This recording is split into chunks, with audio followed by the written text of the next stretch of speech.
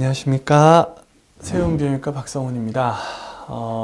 아직도 진료실에서 발기부전이 심민성 질환이라고 했는데 라는 얘기들을 많이 들어요. 뭐 다른 전립선암이나 우리가 뭐 이렇게 뭐 당뇨나 고혈압은 왜 검사 결과 혈액 검사 뭐 조직 검사 이런 걸로 딱 나오잖아요. 근데 발기부전은 그 진단이 환자가 10번 정도 성관계를 시도했는데 2번 내지 3번 이상 발기력의 문제로, 그게 뭐 강직도라던가 중간에 소실된다던가 처음부터 잘 되지 않는다던가 이런 문제로 성관계를 자기 본인에 만족하지 못할 만큼 하지 못했을 때를 얘기를 해요. 그러니까 진단 자체가 환자의 경험을 가지고 얘기하는 거거든요.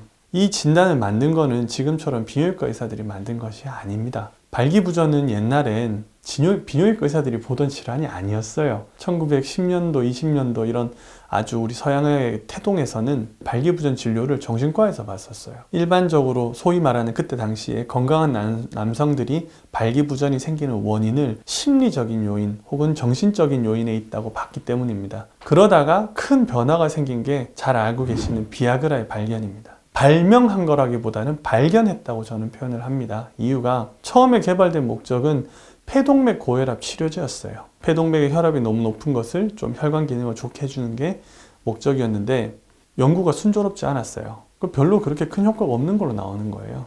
그랬는데 연구에 참여했던 남자 환자들이 약을 돌려주기를 거부한 거예요.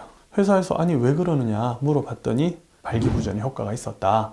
심지어는 그 연구에 참여했던 환자들 중에 한 명은 그 연구소를 무단으로 침입해서 그 약을 들고 나오는 사건까지 발생해요.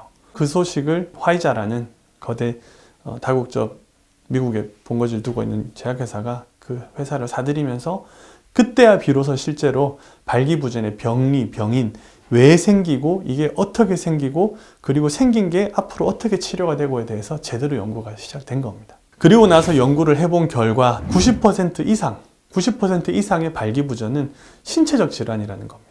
정신적 질환이 아니에요. 음경으로 가는 동맥의 문제든가 동맥을 조절하는 신경의 문제든가 아니면은 정맥의 문제든가 기질적인 내 몸에 있는 문제지 이게 스트레스를 받아서 안 된다거나 이런 경우들은 사실 극히 적어요.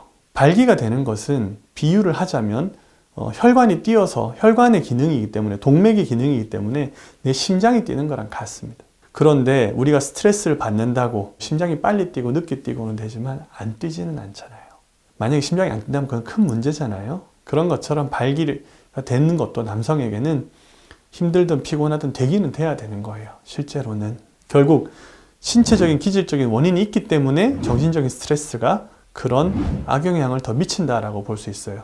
발기부전의 원인 자체를 자꾸 심리적인 원인이고 마음을 굳게 먹으면 되고 막 이런 얘기 듣는 경우가 있는데 그럴 때마다 저는 좀 안타까워요. 왜냐하면은 그렇잖아요. 요즘에 워낙 약도 잘 나와 있고 다른 치료법도 잘 돼 있고 그리고 우리나라는 병원도 굉장히 많아서 어디든 뭐 그렇게 큰 비용이 드는 것도 아니고 쉽게 가실 수 있는데 그거를 그냥 혼자서 그렇게 스트레스 받으실 이유는 없거든요.